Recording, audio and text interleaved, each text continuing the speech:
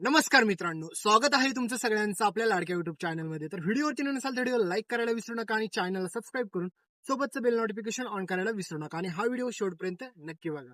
नमस्कार मित्रांनो, समरने केली चक्क अंशुमानची कुत्र्यासारखी धुलाई, तर त्याला देणार आता पोलिसांच्या ताब्यात. नक्की काय घडतं त्याला संपूर्ण अपडेट जाणून घेऊ. चॅनलवरती नसाल तर चॅनलला सबस्क्राईब करा आणि व्हिडिओ लाईक करायला विसरू नका आणि हा व्हिडिओ शेवटपर्यंत बघा. तर मित्रांनो, तुम्ही पाहिलंच असेल की ज्या प्रकारे बिचाऱ्या आपल्या स्वानंदीला ह्या अंशुमानने आतापर्यंत फक्त फसवत आलेला असतो, म्हणजेच त्याचे सगळे काही प्लॅनिंग आता यांनी फ्लॉप केलेले असतात.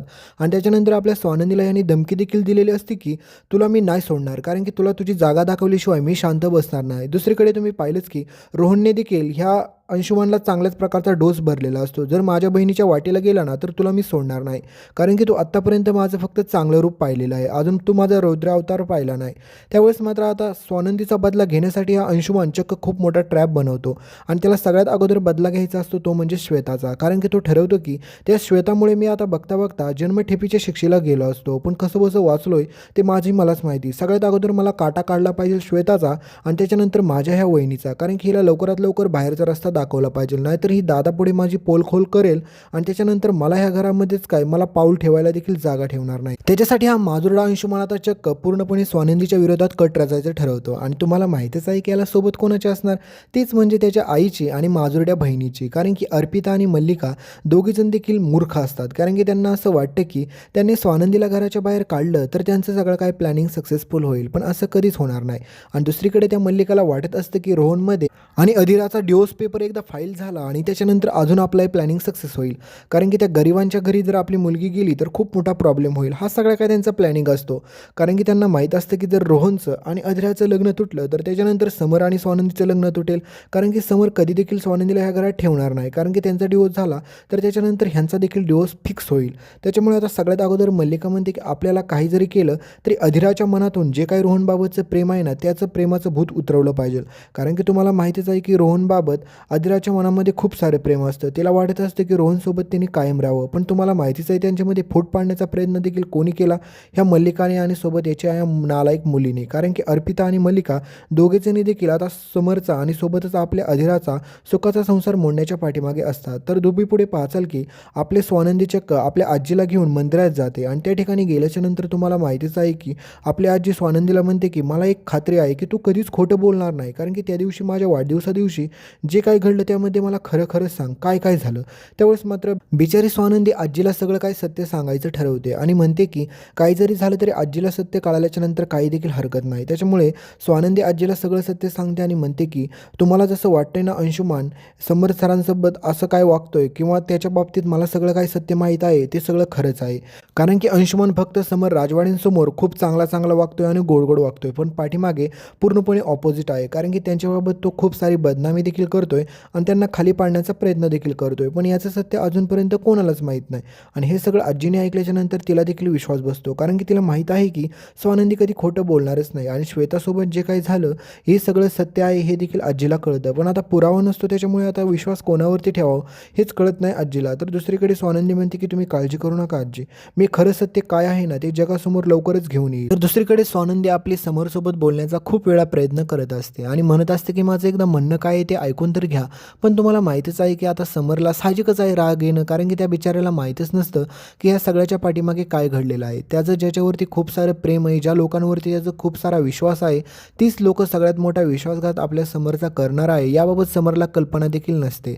त्या बिचाऱ्याला वाटत असतं की माझी फॅमिली म्हणजे सगळ्यात बेस्ट आहे, कारण की माझ्या फॅमिलीमध्ये सगळे एकमेकांची काळजी घेतात आणि त्यांच्यावरती विश्वास ठेवणं हे माझं कर्तव्य आहे. त्याच्यामुळे बाहेरच्या लोकांनी काही जरी बोललं तरी मी त्यांच्यावरती विश्वास ठेवणार नाही.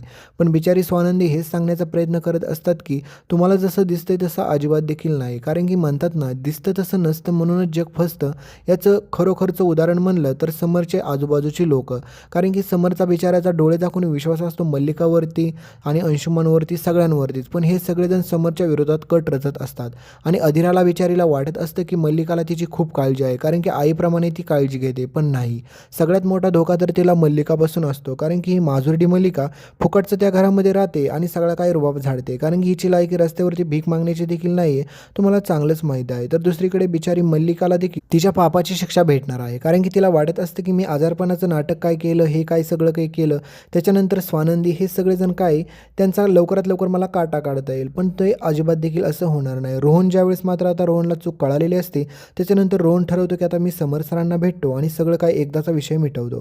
दुसरीकडे तुम्ही पाहिलंच की रोहनची आई आणि रोहनचे बाबा या दोघांमध्ये देखील जोरदार भांडण होत असतं, कारण की त्यांचं एकच म्हणणं असतं की या घरात कोणता देखील डिवोर्स झाला नाही पाहिजे, कारण की त्यांना माहीत असतं की जर रोहनचा डिवोर्स झाला तर स्वानंदीचा फिक्स होणार, कारण की स्वानंदी आणि समरने लग्न ह्या कारणामुळे केलेलं असतं की जेणेकरून अधिरा आणि सोबतच तुम्हाला माहितीच आहे की आपल्या रोहनचं एकमेकांवरती प्रेम असतं, त्या दोघांचं देखील चांगलं व्हावं यासाठी समरने आणि आपल्या स्वानंदीने एकमेकांसोबत लग्न केलेलं असतं.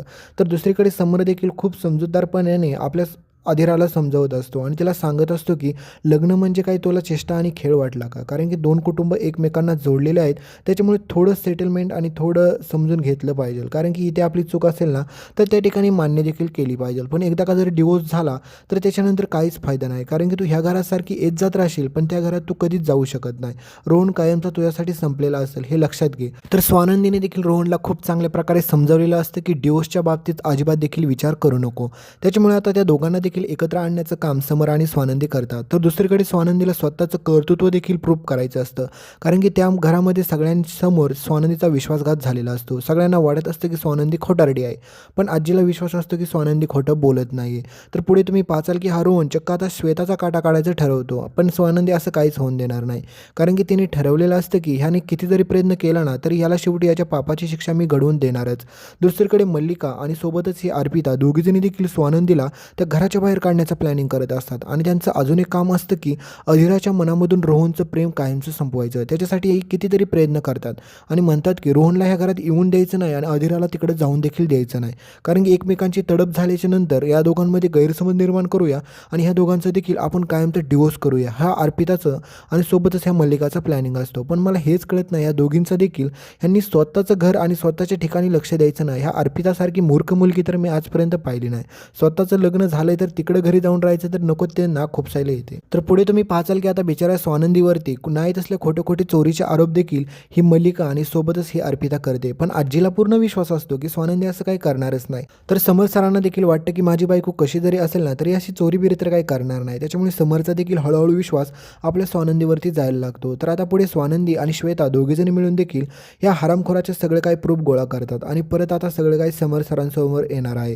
तेवढंच मात्र आजी आणि समर सरांना सगळं काही मात्र आपली स्वानंदी आणि श्वेता सगळे काही प्रूफ दाखवते आणि त्याच्यानंतर ह्याची वरात खरी निघते, कारण की समर सरांना विश्वास बसत नाही की त्यांचा भाऊ असं काय करू शकतो, कारण की आत्तापर्यंत जे काही पुढे वागत आहे त्याच्या पूर्णपणे ऑपोजिट ते पाठीमागं वागत असतो. आता हे सत्य बाहेर आल्याच्या नंतर याला सपोर्ट करत असते मल्लिका, म्हणजे ह्याचं देखील सगळं काय आता पर्दाफाश होणार आहे. तर आता समोर पुढे तुम्ही पाचाल की सोबतच ह्या मल्लिकाला आणि सोबतच तुम्हाला माहिती आहे अंशुमानला ह्याने आतापर्यंत केलेल्या पापाची शिक्षा म्हणून त्याला घराच्या बाहेर तर काढतो, पण त्याला पोलिसांच्या तावडीत देखील देतो आणि दुसरीकडे आपल्या स्वानंदीची माफी देखील मागतो समोर, कारण की तुम्हाला माहितीच आहे की स्वानंदीने आतापर्यंत खूप सारे प्रयत्न केले होते हे सगळं जोडण्याचा, पण तुम्ही पाहिलंच की स्वानंदीवरती बिचारा किती सारे घाणेरडे आरोप यांच्या घरच्यांनी केले.